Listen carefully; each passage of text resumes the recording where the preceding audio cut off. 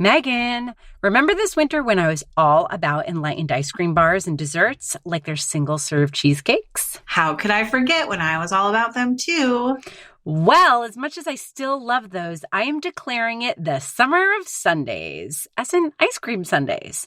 This season, I am all about grabbing pints of delicious creamy ice cream so that I can make all kinds of dreamy, ice creamy sundaes. I am so here for this, and there are so many enlightened pint flavors that are perfect for whipping up other ice cream desserts, from homemade ice cream cakes to shakes and floats. Yes, all of the above. I have been digging into their light ice cream, which comes in classic flavors like vanilla bean and mint chip, as well as impossibly indulgent flavors that pack in loads of mix-ins and swirls, like brownies and cookie dough and caramel fudge pretzel. And they offer a similar range of deliciousness in keto and dairy-free options too. You know what I'm about to add, Phyllis. As much as I appreciate options that make it easy for anyone eating any diet to enjoy quality ice cream, I am just here for the taste. And when it comes to pints, scoopability. And Enlightened never, ever disappoints. I couldn't agree more. And they deliver their feel-good frozen desserts straight to your door. Doesn't get any better than that. The summer of sundaes is on. Find out more about Enlightened and where to find them in your local grocery store by visiting eatenlightened.com/DIJFY. And don't forget to use the code DIJFY10 to get 10% off your order plus free shipping.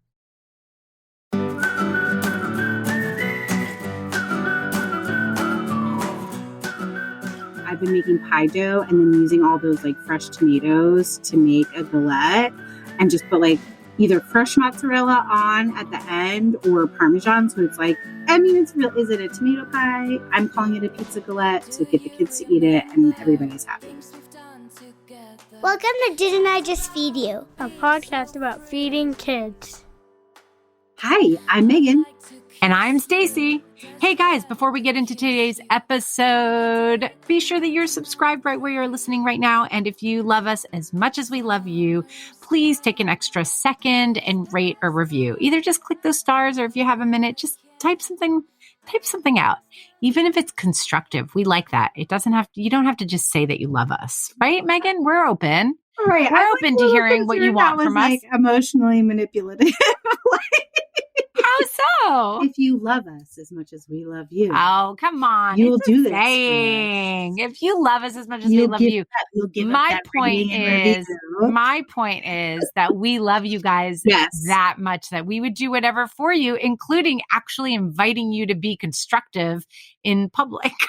Okay. That's how much we love everybody. I feel like that's fair. That was your Scorpio-ness coming through. Yes, it was. Also probably revealing of some weird childhood trauma. So Wow, really late beginning.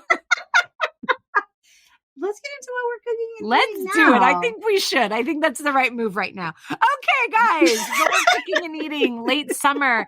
This is one of our favorite episodes. It's one of your favorite episodes. And honestly, this is, at least for me, my favorite time of the year to record it because food right now is so great and exciting and delicious. Food right now is so great and exciting and delicious, but also it's almost back to school season. Oh, Megan, why'd you? I know. So it's a really interesting. I just always feel it's a really interesting time to talk about food. It is, because also that is a difference between us. I think you're aligned with a huge portion of the country. We don't go back to school for a while. Wait, when do you go back? September 10th or something. What?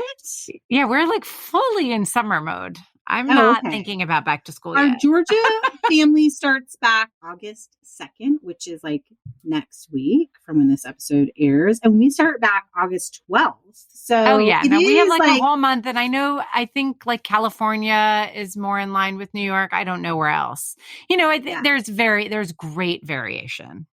I just always like to mention it because I think it's always a little bit of the push and pull that we're in this season. August is very firmly back to school season. Even if you're not starting until September, you're trying to get in your last hurrah, but you're all as far as eating all those summer fruits and vegetables and going on your last little bit of vacation, but you're also kind of trying to get geared up for a normal routine. cleaning lunch boxes, getting backpacks cleared out, which we really hope you read our PSA and you pulled all of the lunch boxes out in June rather than in August. Yes. I hope you don't find any stinky bits in there.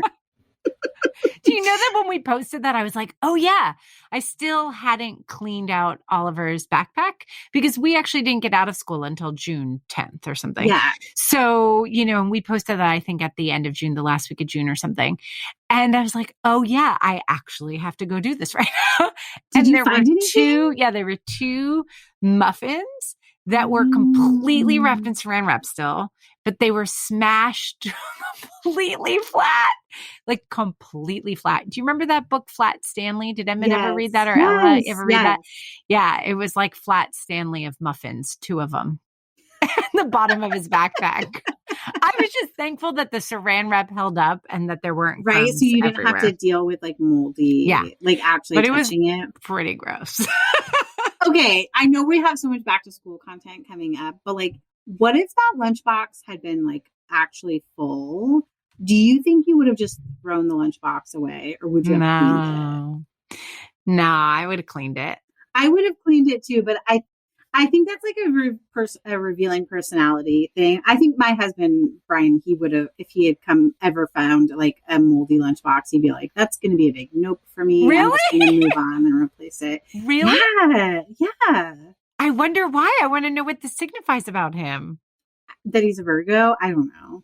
Is it like too much? It's just too overwhelming? Yeah, I think at a certain point, he's like, the smell won't go away, / the like trauma of me having to clean it out will never go away. So it's just not worth it for me. And I bet there are people, I'm sure there are, who are like, it depends on which lunchbox it is. Like if it was a plastic one versus a metal one. Totally. Yes. Okay. So sorry, not to get us all back to schooly. We're going there. Yeah, really. soon. I'm like, why are we doing this? I'm so fully in summer mode. What we're cooking and eating now. Let's do it.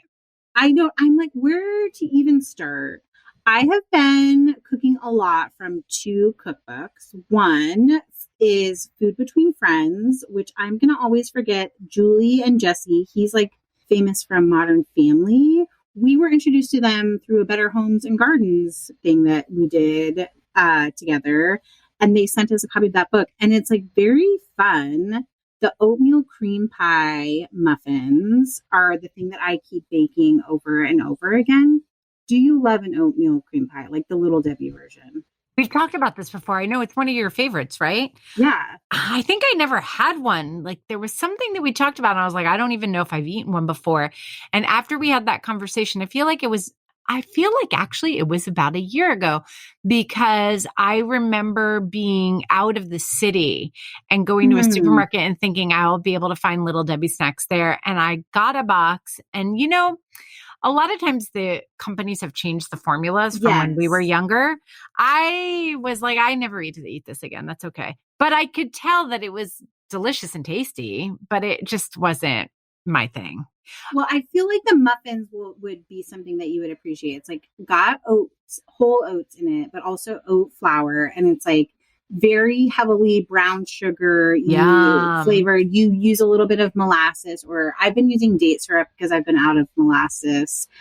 And then it gets a little hit of cocoa powder in it. So it's like, it almost looks virtuous like a bran muffin. But then when you dig into it, it's very tender, like a cupcake. Ooh, sounds and delicious. Has like lots of cinnamon, lots of nutmeg, lots of ginger in it. And then there's cream cheese frosting. So like, I feel like you can't lose. You could also just make the muffins by themselves and have that as like a snacky or midweek breakfast. Now, is it just a traditional cream cheese icing? Because I feel like those have a little tang to them. And I feel like the oatmeal cream pies don't have that tang. It's more of a like sweet hit like that. Yeah, no, it's definitely more balanced. Okay. Oatmeal cream pie. Cool. I would not even say, I would say to have named it an oatmeal cream pie muffin is a little bit of a stretch. Maybe it's been a while since either of them have had one also.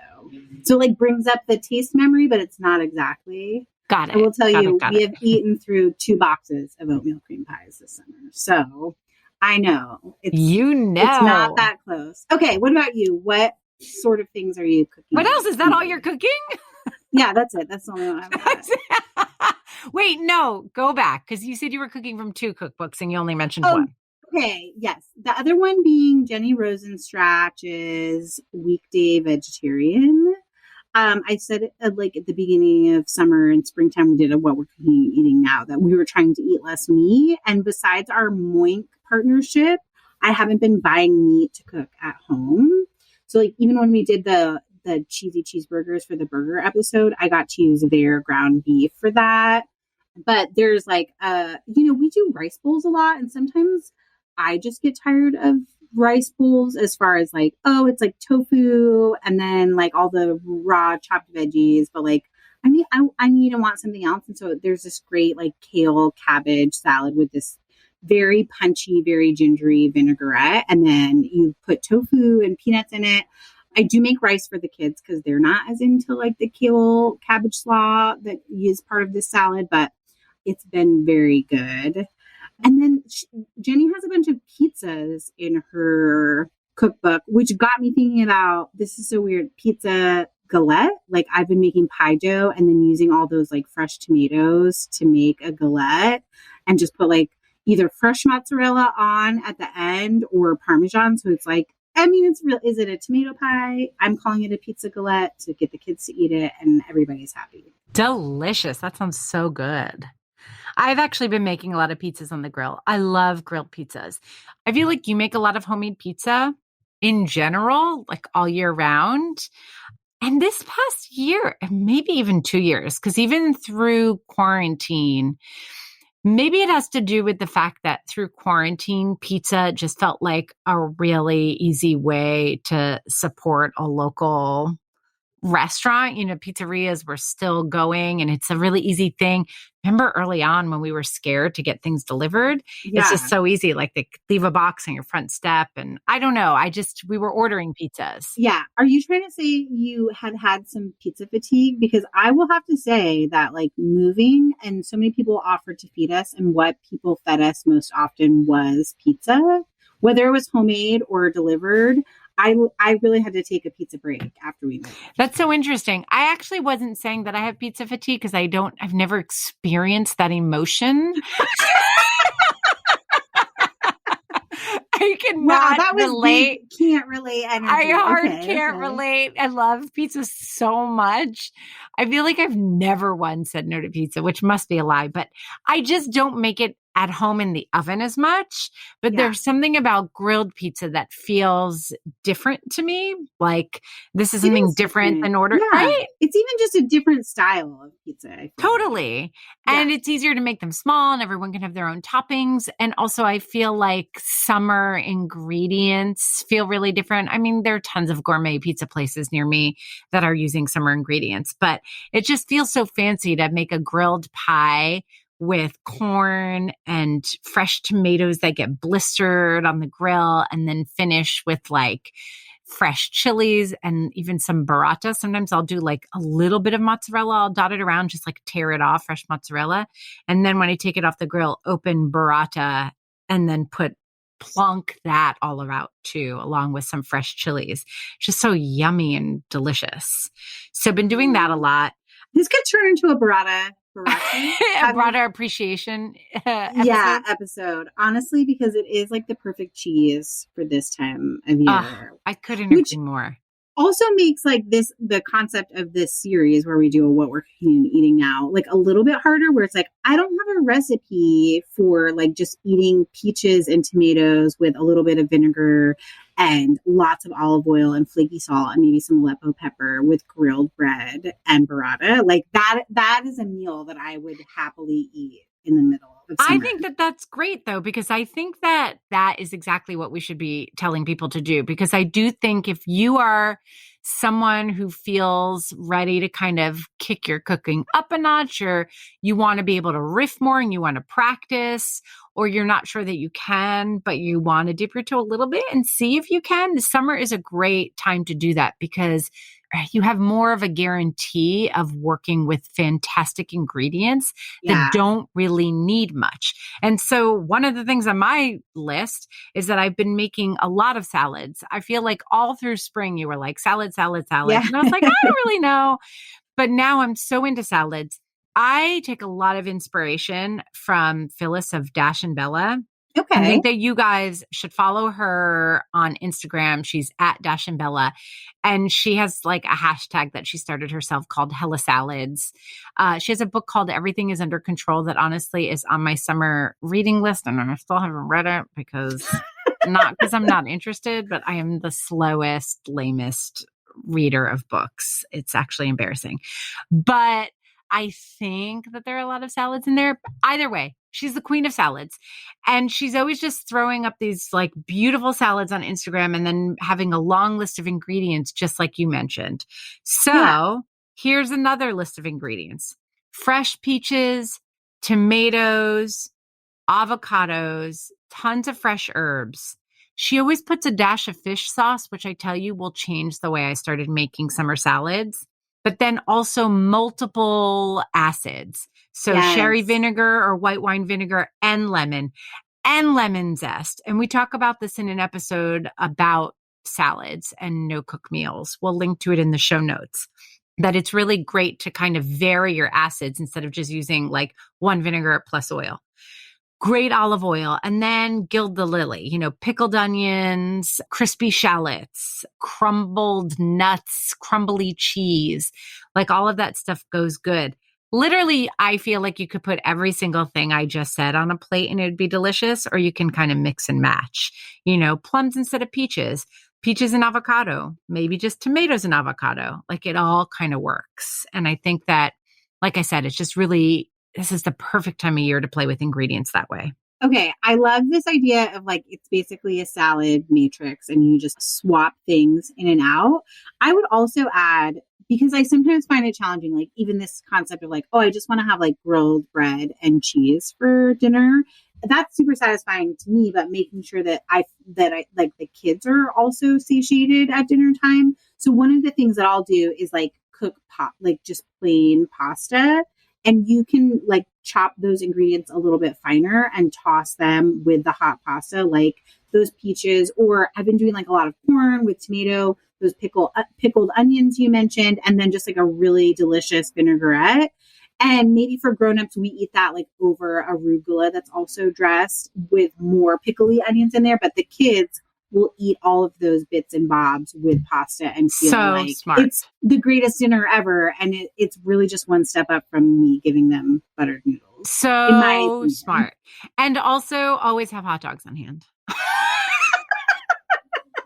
I'm serious. Burgers and dogs are officially on my list because how I feel about it. Fair. So like it's always easy. Grill some dogs or throw some dogs in boiling water or boil that pasta for a much more, your solution is much more elegant and like clever. Is it though? But it is absolutely. But I'm like, just do saying. a little more work on the chopping and heat up with your kitchen with boiling water and you're like, microwave a hot dog. Listen, microwave a hot dog with some Grillo's pickle de gallo on top. Go to town, kids. Listen, I want to tell you the like slow cooker sausage and onions that we did for the summer slow cooker episode. I've been riffing on that on repeat, and I cannot eat it without the pickle de gallo. It is so good. Like even just the mild one, like it is sort of relishy, but like in the best sense. And like this is not sponsored content. I really just love that product. I totally agree. Okay, Megan, before you tell us more, let's take a quick break to hear from another sponsor this week. Have you ever seen an adorable bento lunchbox and thought to yourself, if only? You mean if only I had time? If only I had patience? Or if only I had a PhD in crafting? Yes, all of the above. Listen, not anymore. Our friends at Fancy Sprinkles are making it fun and easy to pack lunchboxes this year with their back-to-school line of sprinkles, easy candy, prism powder, and get this, edible sprinkle stickers. Their back-to-school sprinkles might be their most adorable yet, with numbers and letters for little ones and cool glittery tones for teens. And yes, we 100% endorse sprinkles on sandwiches. From sun butter and jelly to cream cheese and jam, we promise that adding sprinkles guarantees lunch satisfaction.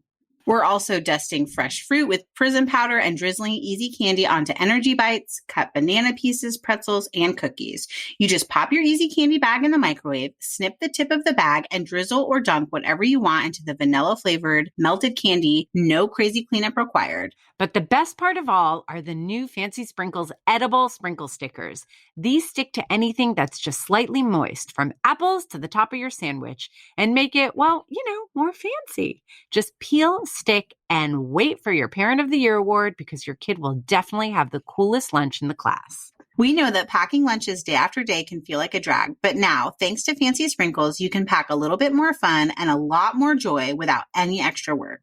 To check out the new line of back-to-school products from Fancy Sprinkles, head to fancysprinkles.com/DIJFY and use the code DIJFY to get 20% off your first order.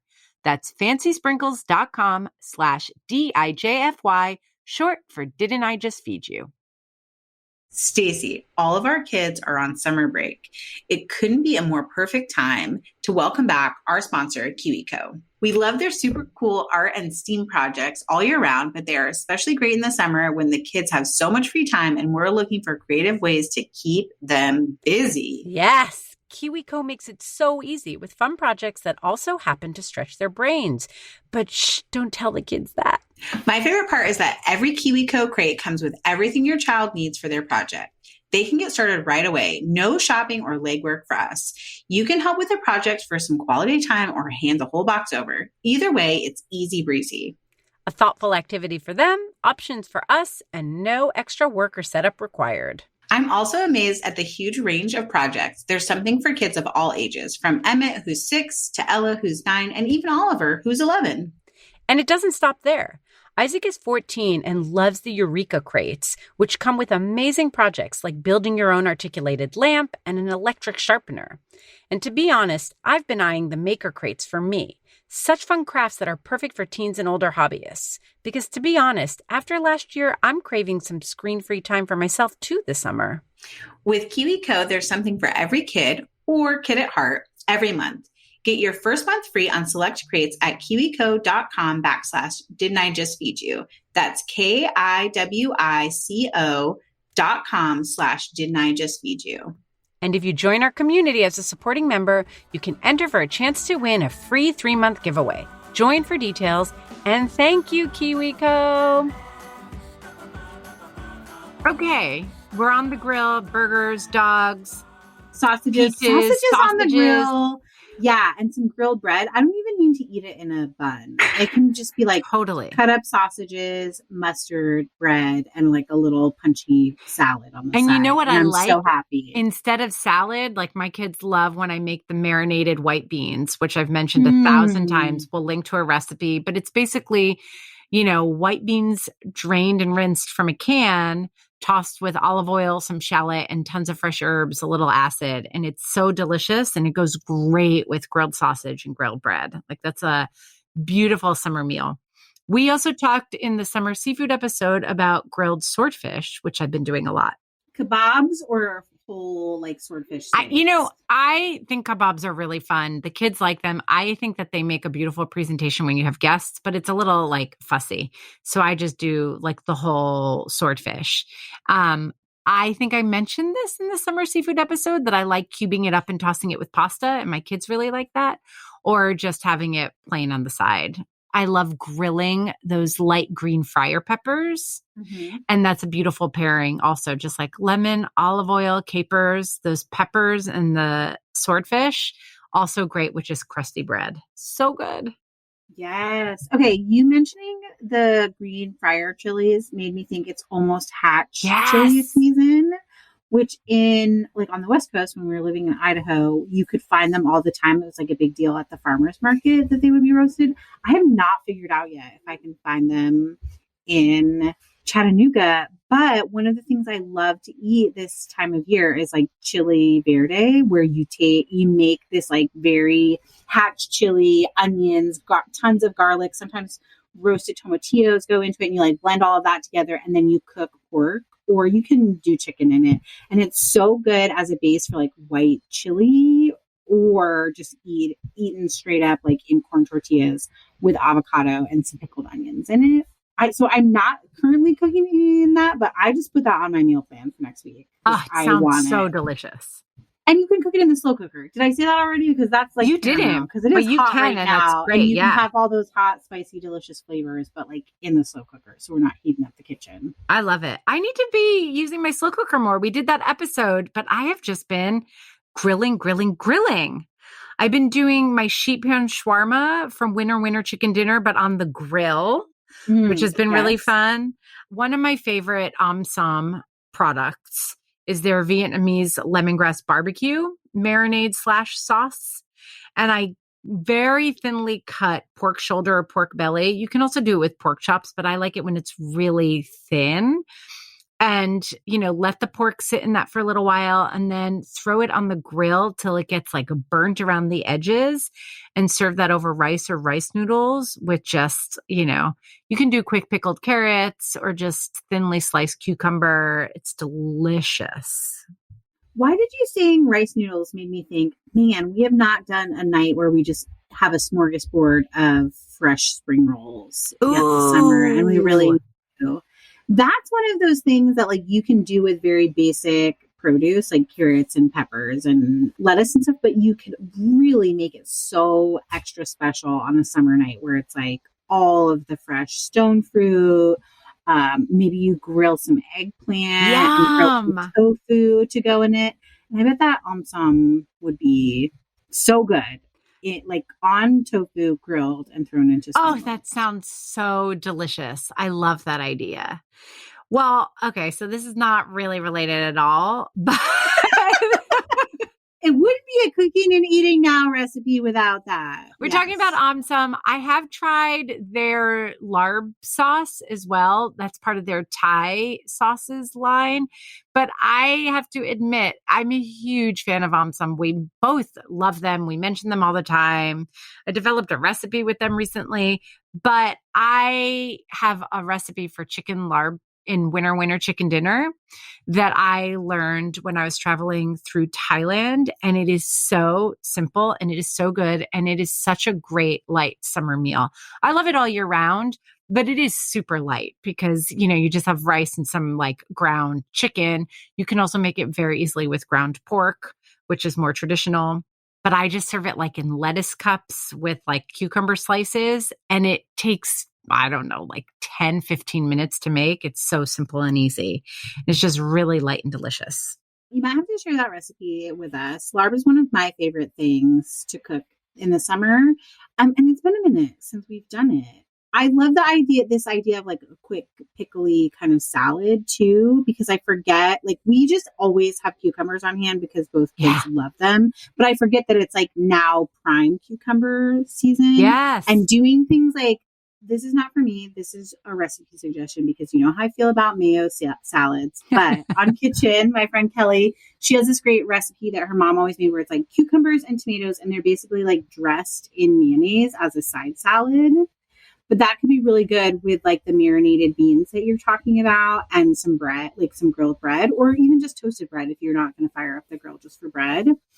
And then I, for so long, made this pickle that we called Ella's pickle, which is literally like sliced cucumbers with garlic and onion powder and a little bit of rice wine vinegar. And that's it. So easy. And she would eat a whole cucumber that way. We haven't done that in a minute, too. So maybe I need to revive it with some larb. Well, I don't know. Something about Ella's pickles made me think of kimchi, which I've been eating a lot of lately. So since before the summer, or really like the beginning of summer, we've been making sheet pan bibimbap. Oh, yeah. We did a little reel because everyone in our listeners community raves about that recipe. And there's a super genius tip within it. So good. And I add kimchi to the mix, just like store-bought kimchi. And I have continued to make that through the summer because my kids really love it. And it's a great vegetarian meal. Although I admit that Isaac makes me cook some ground beef too.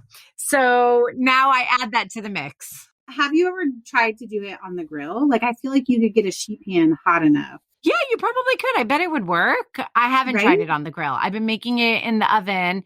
And then what I do is instead of cooking the eggs on the sheet pan, I will quickly take a nonstick skillet, a little sesame oil, cook the ground beef, add a little bit of like Korean hot sauce, put that aside, wipe it clean, and then fry the eggs in that pan. And then I put everything out separately so that people can make their own bowl with the crispy rice. And then you roast kale and onions and mushrooms and sweet potato. And then I have the beef and the eggs and the kimchi, of course. And it's so good. We'll link to the recipe and then riff off of it. I honestly, like, you can do any vegetables. I've done like roasted zucchini or summer squash instead of the sweet potatoes, and we've all really loved that version.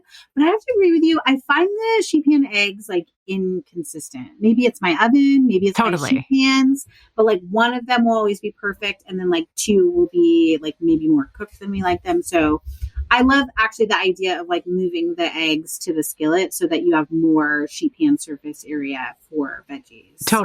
Totally. And I have another friend who loves the recipe too, who found the same thing. And that's kind of how I justified adding the beef, because I was like, well, then this pan serves two purposes. Yeah. And I don't feel so bad dirtying a pan for a sheet pan meal. You shouldn't, because it's also, okay, it's like a funny thing of sheet pan meals, right? Like we've done them. We've certainly created them for Didn't I Just Feed You and other professional writing. But sometimes it can be hard. Like you have to go in and out of the oven, or like in the case of this recipe, you have to dirty two sheet pans to be able to get the rice as crispy as it needs to be. And so it's like, are you really like saving your dishwashing efforts if like at the end of the day you have to wash two sheet pans and a pan and, you know, whatever, like if you're making sauce on the side. So it's just a funny thing of like, I love the crispy rice technique. I love roasting the veggies, but I do like to cook the egg on the stovetop. Yeah, totally. And I do think that the genius of it is that you have so many different kinds of vegetables and you're not cooking each of them individually, which just feels hectic.